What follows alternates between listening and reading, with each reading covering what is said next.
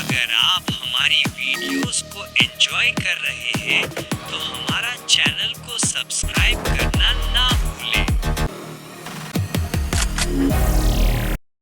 Scary World. रात के 1:30 बज रहे थे। शहर सो चुका था। गलियां खामोश थीं। हवा भी रुक गई थी, जैसे कोई बात सुनती हो। अरसलान अपने कमरे में अकेला बैठा था।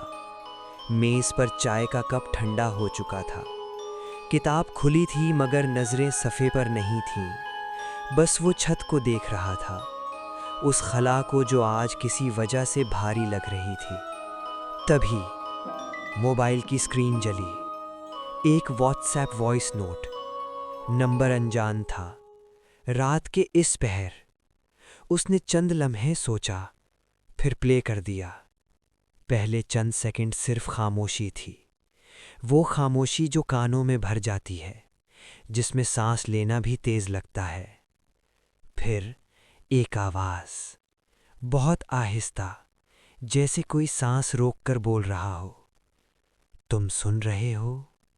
अरसलान की उंगलियां मोबाइल पर जम गईं। आवाज़ उसकी अपनी थी। बिल्कुल वही लहजा, वही सांस की रिदम, वही अल्फाज अदा करने का अंदाज जो सिर्फ वही जानता था। उसने चैट खोली। कोई मैसेज नहीं था, कोई ट्रेस नहीं, जैसे वॉइस नोट आई ही ना हो। वो हंसा, खुद को समझाया नींद की कमी है, वहम है। लाइट बंद की, लेट गया। 5 मिनट भी नहीं गुजरे थे, दूसरी वॉइस नोट आई। इस बार आवाज़ ज़्यादा वाज़े थी, करीब थी, जैसे कोई कमरे के अंदर बोल रहा हो, दरवाज़ा मत खोलना। अरसलान उठकर बैठ गया।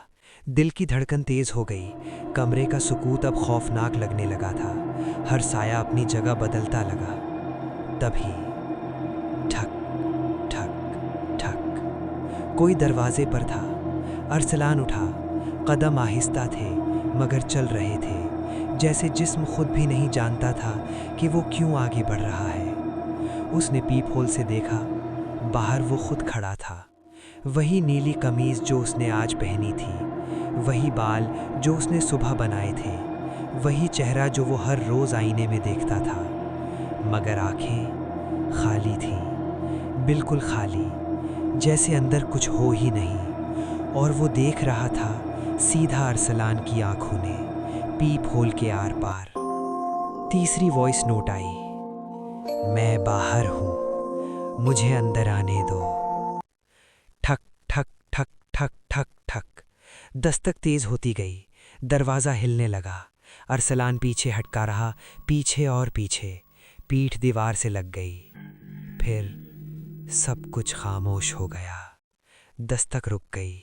मोबाइल की स्क्रीन भी बुझ गई। बाहर कोई आवाज़ नहीं थी।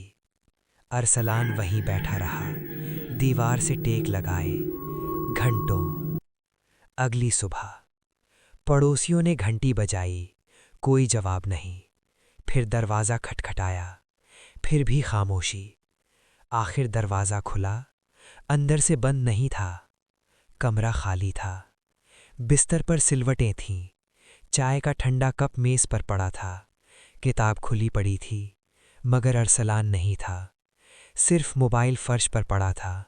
स्क्रीन पर आखिरी वॉइस नोट अभी भी प्ले हो रही थी, और आवाज़ गूंज रही थी उस कमरे में जहां अब कोई नहीं था। मैं अंदर आ गया हूँ।